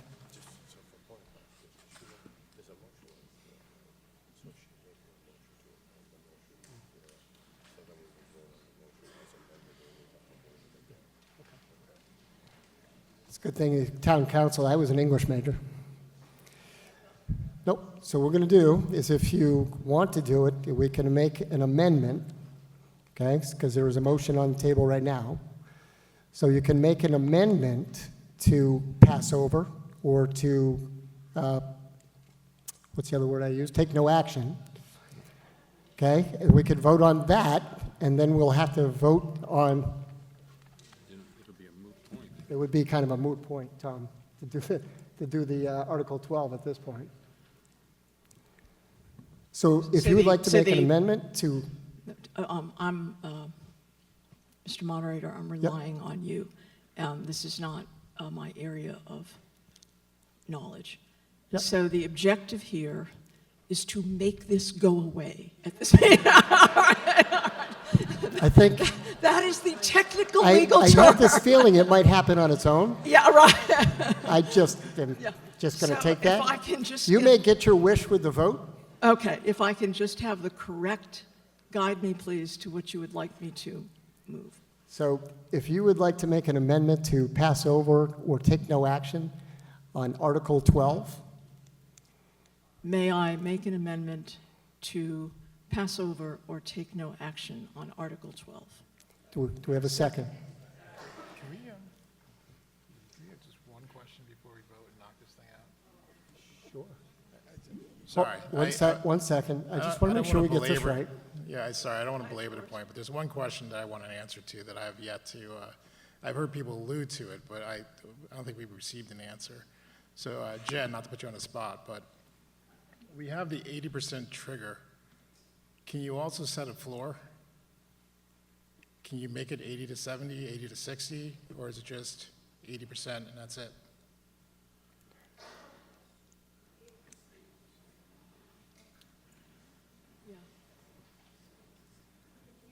No. No? There we go. I don't know the answer to that question. Town council? It's time for the vote. Thank you. Burning daylight here. Well,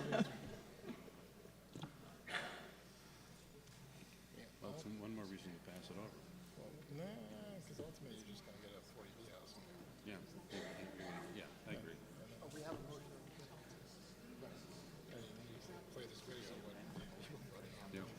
She did. And the good news is, So you did make a motion. My recommendation would be, from listening to everybody here today, is that I do not believe that these articles will pass. However, because they are 2/3 vote, in which it would take 2 years, correct? No? Oh, the planning board, I'm sorry, would come back again. Right. Either way, it would come back in the spring. So if you vote no, it could come back in the spring. If you vote to take no action, I believe, the same thing will occur. So my recommendation would be to take it to a vote. Now, if it doesn't go your way, you do have the option to reconsider the vote, which causes a little bit more headache, correct? Tom's rubbing his head over there. But my gut feeling is it does not appear that these articles will pass. So by a show of hands, were we to vote on all the articles, how many are going to vote against consistently? Well, she's taking over my job. Because that's the question. Listen, I get paid big bucks for this. I know you do, Mr. Honorable Moderator. Here's the risk. One of the reasons when I started out speaking with you today, I asked you what happens if we vote it down, what happens if we pass it over or take no action. And it can come up indefinitely either way, right? If we vote it down, if we fail to pass it, we lose the votes, it's in. But if we say no, it still could revive itself. But I think what we're all asking for, and I'm definitely speaking out of turn as a moderator, is we want more the town wants more clarification on these particular articles, and they should go back to committee. Correct. And we have the team to do it. Yep. So let's do it right once if we're going to triple the number of houses in Sutton. Yeah. Let's try for perfect, let's try for perfect. So now, in Now- the spirit of collaborative legal confusion, What- you would like me to do what? Hold on one second. I'm going to clarify with him.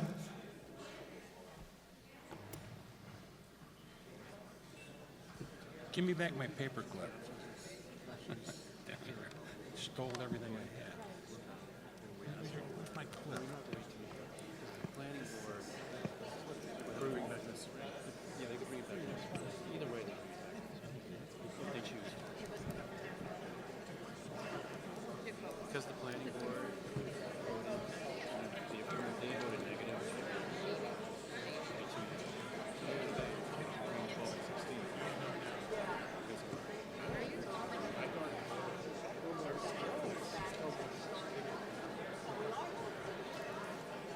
All right, we're going to, we've got some clarification here. Again, that's why we have town council. So there is an amendment on the floor, or a motion on the floor, that was made to take no action and to pass over this article. A second was made. All those in favor to take no action on Article 12, please signify by saying aye. Aye. Okay. So I think we have more than two-thirds vote. I on that have particular one Or piece ma- of okay. legal information. Are there any nays? All right. All right. Sorry. Mr. Now, Moderator. just procedurally, Yeah, all I'm going to ask for is a vote on Article 12 with the amendment in it. So, as a whole, now we've already talked about passing over, it's kind of redundant, but we have to do it procedurally. All those in favor of Article 12, in favor of it, signify by saying aye. Time out. As amended to As, pass as over. amended to pass over. Aye. All right. Here's another question while town council is. Hold on. All those opposed No. I don't, as amended meaning to pass over? to pass over. Okay, please say that again. Okay. That's not what you said. I know, and I apologize. Yes, yes is no again. We've done this before, but we are voting to take no action on this article. Correct?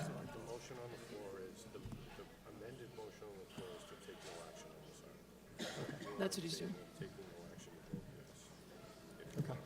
Ask the question this way. To confirm that we are passing over this article, what do we respond to the Yes. article as amended? To vote yes. So To vote yeah. We all to pass say over, yes. all those in favor to pass over Article 12, please signify by saying yes. Yes. All those opposed. I have yet one more question.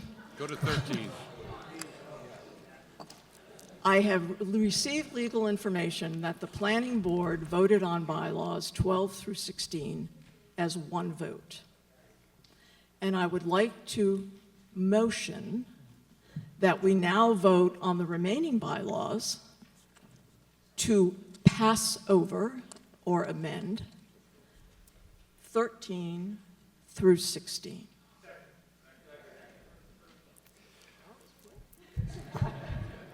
A motion has been made with an amendment. All those in favor of passing over? You need a second. Yes, sir.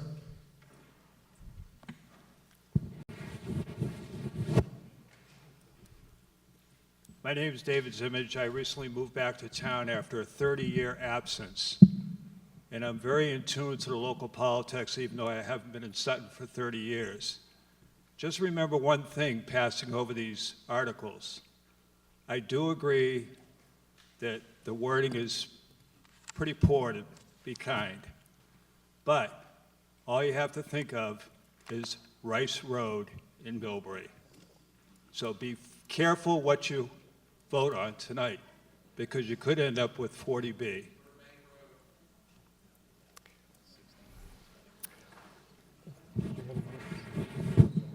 There's a motion on the table, on the floor, to pass over or take no action on 13 through 16, and I will take a vote on that.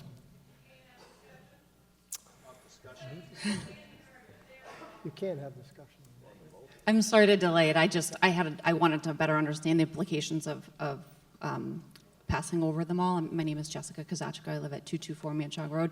One of my questions was to take Sutton from the 1.5% to 10%. What is the deadline for that? That has to be submitted to the state, and what is to operationalize that? What is the implication? Like, when do those all have to be built, or is it just the plan? Is that 2 years? Is it 20? And what is the timeline? Are we planning 5, 50? I'm just looking for timelines and deadlines. I think we've been delinquent for many years, but you can answer that question. The law was enacted in 1969. Since 1969, we've been out of conformance. So if there we is no continue to do so, deadline. what are the implications? If you continue to do so, the gentleman that just spoke hit the nail on the head. Your town is open to a 40B development coming into town, overriding zoning and putting a development wherever they want, at whatever density they want and intensity. We had 3 proposed this year. 2 did not move forward because of some water issues. The 3rd is moving forward, just got its site eligibility letter from the state on Burbank Road on a lot that's not even buildable for 1 single-family home. So this gives us more control, you're saying, as a town to make Absolutely. choices around that versus the state coming in and doing Absolutely. what they want. It's not that we lose funding from the state for anything, it's that they No, then that's MBTA force us to do zoning, whole this. different issue. So yes, 40B, you open yourself up to development that's completely out of your control for the most part. And how often has that actually happened in towns? I know there's 3 lawsuits times against in it. the last year. 3 times in the last year. Yes, 2 But are- did not go through. 1 is in the process of going to the zoning board now. But the denominator of all the towns, the likelihood, if it's only been 3 out of so many towns, it No, seems no, less no, no. likely. It's 3 times, 3 projects have proposed in Sutton in the last year. Sorry, 2 let me did clarify not my question. forward. What is the probability that the state would come and enforce that upon towns? How many times has that occurred in the state of Massachusetts? More than not. Probably Thank you. 2/3 to 1/3. So I'm happy to give you that exact number. I'll be happy to look it up and put it on the website with Thank you. all the other information. I can tell you right now, right, that I think there is a lot that needs to be learned moving forward. And again, a motion has been put on the floor, which I can't. You can open for discussion, and that you can. But I think that we all sort of agree is that things need to be cleaned up before it's presented again. Yes, it will be. Mr. Moderator? Yes. May I give a few of these points that need to be cleaned up on Article 16? They're So directly- we do have a motion on the floor right now, which I can't ignore. Yeah, but you're going to Okay? table it, right? So you can do that, but I think the best bet is when it goes back to committee or back to the board, is attend these meetings, give the input that is needed, and then we can move forward with a understandable article and warrant moving forward. Mr. Moderator, point of clarification. If they vote no, so I can say what I want to say, then can you bring it back up for a vote? I have just 6 questions. It's not going to take much time. Sure, go ahead. It's directly related to Burbank Road, okay? Now, I spent 8 years on the Dudley Planning Board, okay? This is pretty comprehensive, but I see a few things. What's the bond amount for the completion of the subdivision? We had 2 of them go belly up. One was covered by the bank in Dudley, the other one lingered for 10 years. What's the draw on the aquifer with these houses coming in? Is there a contingency fund for the neighbors so they can re-drill their wells if they go dry? What else we got here? How many entrances and exits are there to the subdivision? What are the width of the roads for emergency vehicles? Is the contractor going to be made to maintain the road and plow it at his expense? We had that problem in Dudley. The town had to go out and plow the road for emergency vehicles, and the taxpayers had to pay for it. Now, it also says it's setting up a homeowners association, okay? That assumes that it's going to be turned over to the homeowners after the subdivision is finished. After he gets his money, he's gone, okay? So how is that going to be funded? Who appropriates the funds? And what else? I think that's all I'm seeing right now. What else? I think you've answered everything else about the wording about the 80%. So I can submit these to the planning board. I think all of them should be addressed, so the taxpayers in They Dudley look forward to seeing you at the planning board meeting. So we're going to put that under advisement. Well, I And respect thank you for you your know what? time. Just between you and I, There I respect these people because I did it for 8 years. It's a thankless job, okay? I will submit these, but I'm not sure that I'm going to be on the planning board or attending the meetings, okay? Thank you. Thank you. Wait, just, Jen, sorry, just one question in response to the last comments that were just made. It's a 40B housing thing, right? So in Burbank, so you can say what you want, but it's not going to have any.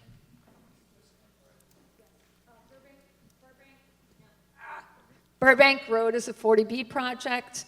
It'll be submitted to the Zoning Board of Appeals, reviewed under the comprehensive permit law. The planning, I'm sure the zoning board will look into all of those things.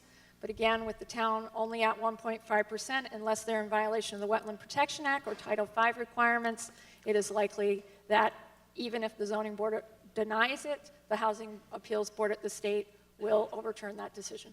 So there is a process that'll go forward with the Zoning Board of Appeals. You can bring those questions to the Zoning Board of Appeals and address those comments and questions there.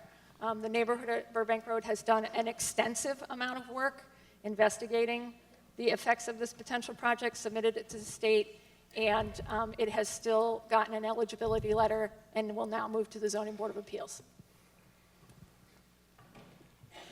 Mr. Moran. Mr. Moderator, if I may, I think there's a fair amount of confusion in this room right now as to what our ultimate objective is as a community.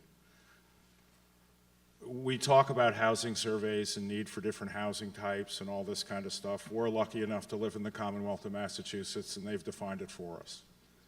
They've told us that we have to have 10% of our 10% of our housing stock needs to be affordable. They define affordable, and they enable it through essentially exempting 40B projects from existing zoning. About 6 years ago, Jim, myself, and Jen sat down, and I started the conversation, and we didn't have a comprehensive housing plan in place. And I said, hey guys, all of the towns within 495 have a comprehensive housing plan in place. By not having one, we eliminate our ability to achieve safe harbor if we develop what we're supposed to be doing. Unfortunately, we did the comprehensive housing plan, submitted it to the state accepted it, and we haven't generated the units that we need to generate the benefits from the comprehensive housing plan that we had all originally intended. 40B is incredibly complicated and difficult to understand, but let me put it into numbers that everybody can understand. We currently need to develop 300 housing units in town, roughly, that meet the affordability criteria.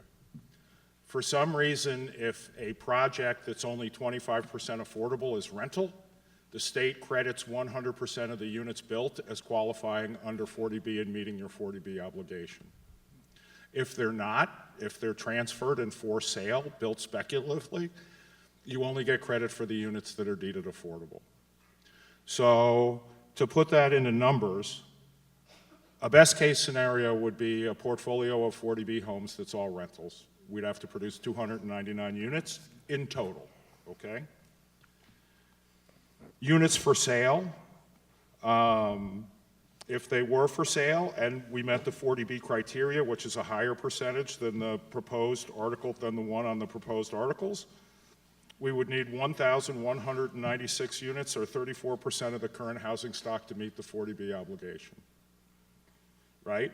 Doing it the 15% way, as suggested in these articles, would require 2,162 units, or a 61% increase in the number of homes in our community.